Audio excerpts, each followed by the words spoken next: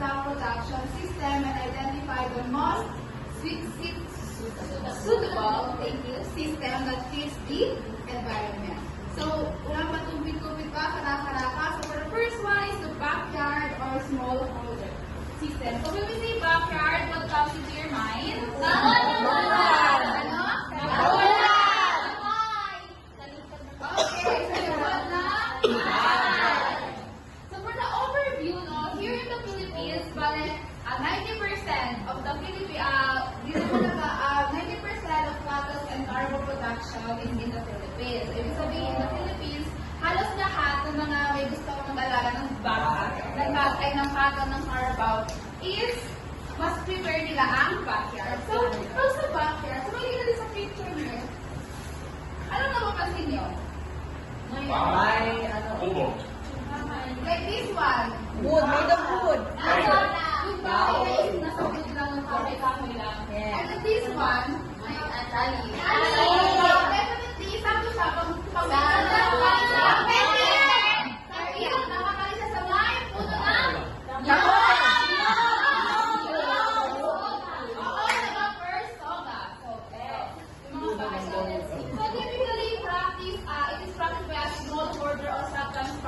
sabihin ng mga farmer na hindi katulad ko. Kasi syempre, nakakala ako. So, mga basically, mga kaya lang,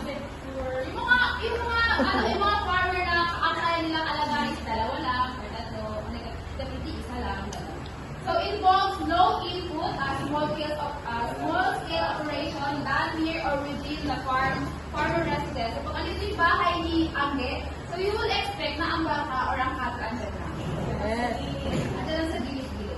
And then the purpose of this is primary for family use. So the purpose lang ito is definitely pag ganyan lang yung bawa mo tatlo or dalawa lang. So basically, ang purpose mo lang is first, para lang yan sa family, for the benta, sa family itself.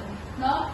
Some animals will be sold during emergencies for special needs, education, medical expenses. So pag si Bunso graduate na ng pag mag-graduate na tapos walang income, so ibenta mo na.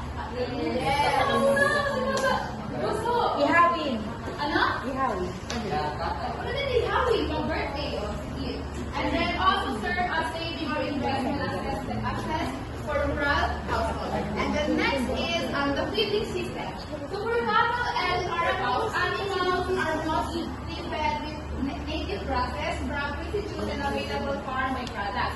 So as you can see, tignan nyo, first pa na siya, di ba? So yung sabihin, hayaan na siya, baka ka dyan. Ikaw na bahala kakain na. Kumain, makain na. Ikaw, minamin sila. Yes. Hindi ng feeds mo. Yes, kinakain na mo ano yung present na? Perfect. So, grazing. Ano yung meaning ng grazing? Pastol. Grazing. Oo, yung madaming damo. So, ganun sila ganun sila? Iwas. Ano yung iwas kung walang damo? Doon sila i-first product. So, for the housing naman and facilities, animals are kept in simple punan. Anong pulan? Yung ginagawa lang, tagbi-tagbi naman na bahay-bahay. Ano yung bahay? Tingnan nyo, ito lang. Hindi na kailangan ng mga, ang kailangan na niya is bamboo, wood, and nipa. Tingnan nyo. Hindi na kailangan ng dog na ano ba? And then, pulan is a shed and or also sa desert under trees. Ano na siya? Walang budget ang amo so sa so next is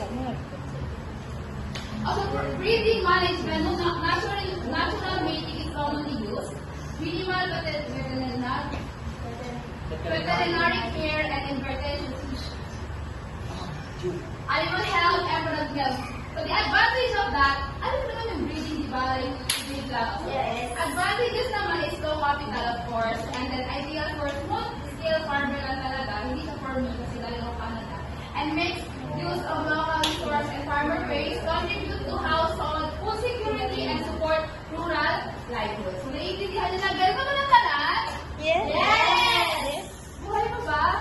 Yes. Okay, so for the next is the cheap or expensive production system.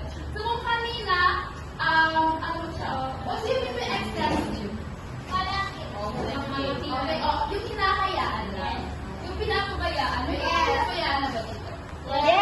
Wala.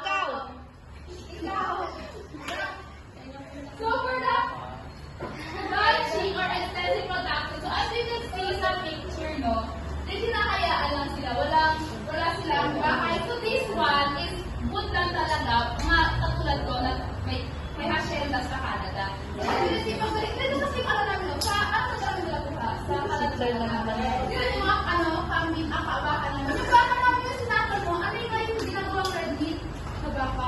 Wagyu. Jamie. Yung mahal, yung cute. Ano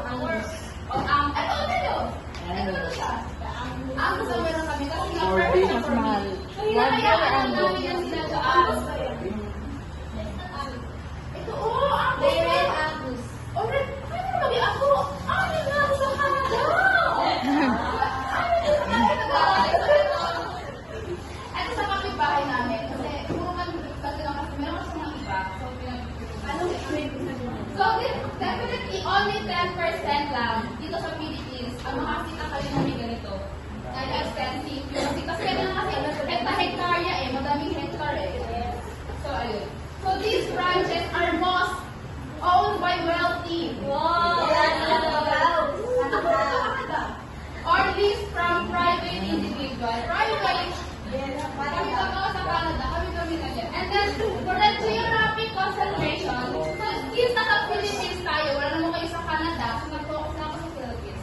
So, Masbate, Nueva Ecija, Luzon, and the Bukidnon and South Cotabato in the Mindanao are the top provinces in terms of commercial cattle population.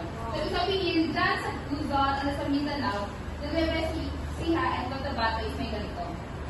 Yes. Okay, so the combined these four provinces, four daw. Ay, iba-iba pala yun. Ay, okay, mas brat, ibang lugar pala yun. So, if combine nyo yun, so meron siyang 100,000 400. head. So, when you say head, ibig sabihin, kada isang puno na cattle. So, imagine ha, i-combine nyo na yan silang apat na, ano ba yun sila? City? Province.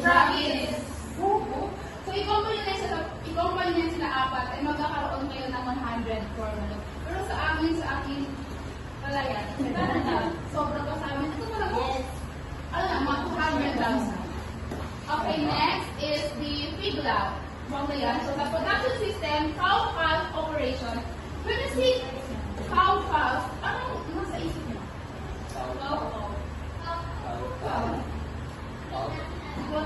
So, cow-calf, it means, hindi na siya nag-focus for beef ba? When you say cow-calf, cow kasi sabihin anak. Anak ng cow. Cow, yes. So, it is focused on raising cows for beef and for carabid. Cows are typically basta for cow. And the breeder farm operation produce high-quality breeding stock and internet sales and integrated with cow-calf operation. A sound breeding program is essential for success. Sound breeding program, sabihin, kailangan you have this, what do you call this, the quality of your, dapat alam mo kung ano yung quality, kung ano yung dapat na ibigay para maging strong, healthy ang iyong cow. Okay, very good. Now, for dairy production, lactation period, so for cattle, nag-aaway kayo ng 300 days, and then for Carabao, 280 days. So, mas matagal ang sa Carabao. Okay, next is sa commercial feedlot or intensive production. So, kanina extensive, ngayon naman intensive. When you say intensive, it means Nasa loob. nasa kulungan. Like, Ay. parang, ano siya, Nasa loob ng kulungan. mga baka, hindi mo pinapabayaan. So, tulad nito, FJ, saan ka pupunta? Sa picture. Dito, hanap nila sa si FJ. Sa kapakalit mo ba? Busy na lang. Kaya sa 2 days, wala ako. So, kaya nagawantay. As you can see, oh yes, kasi hindi sila pinapabayaan. May mga box talaga siya, full of cow. Hindi sila pwedeng pabayaan. Bigay ito dito, it is not sa Canada, sa South Africa. So, Philippines is that overview involve raising cattle or carabao in Like, nako-control mo. It is aimed for meat or milk or for dairy production. When you say dairy, ano yun? Milk. For milk. Okay, perfect. So, for meat and for milk lang siya. And then, for applicable to both commercial and small holders operators. So, for feed resources, use utilize the gluten roughage and farm products yan.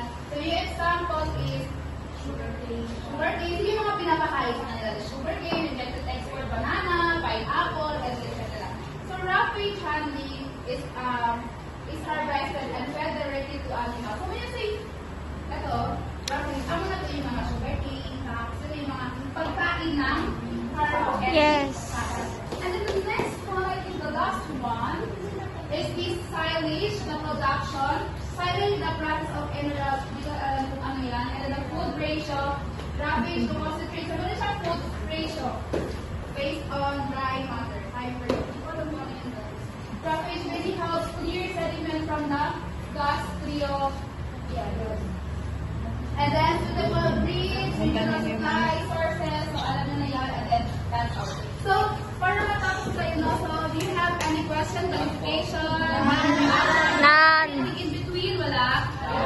So, for my question, no? Kasi ang pinisend ko lang sa inyo is all about the three different types of production. And I didn't discuss is identify the most suitable system that fits the environment. Kasi gusto ko i-ask sa inyo. So, para sa inyo, based on the three na pinisend ko, what is the suitable system that fits for the environment na meron tayo ngayon? The environment sa ano nila? Here in the Philippines, ano? Backyard lang, no? Backyard lang. And dapat yung backyard ninyo is? Malinis and may space. Okay.